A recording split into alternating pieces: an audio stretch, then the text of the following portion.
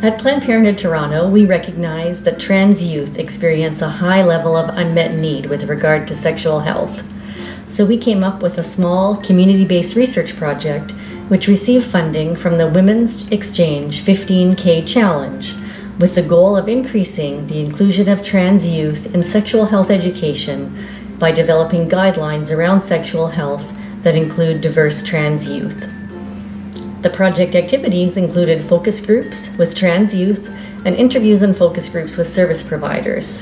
The outcome is a guidelines document called Trans and Non-Binary Youth Inclusivity in Sexual Health, which we launched in April 2016.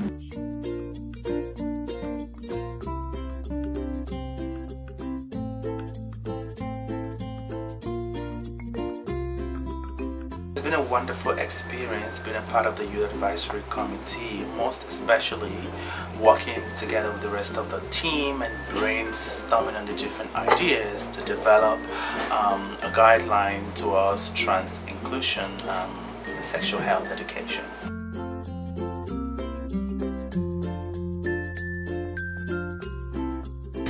Trans youth already face so many barriers to their health, and if they don't feel safe in seeking sexual health services, then it makes it even more difficult for them to have the health care they need.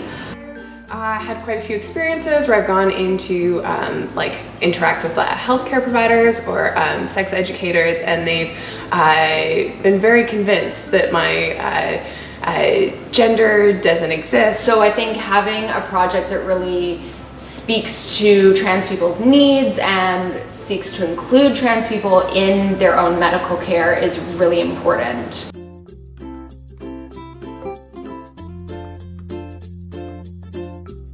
My name is Kenan McKinnon, and I'm the research coordinator for the Developing Trans Inclusive Sexual Health Education Project with Planned Parenthood Toronto.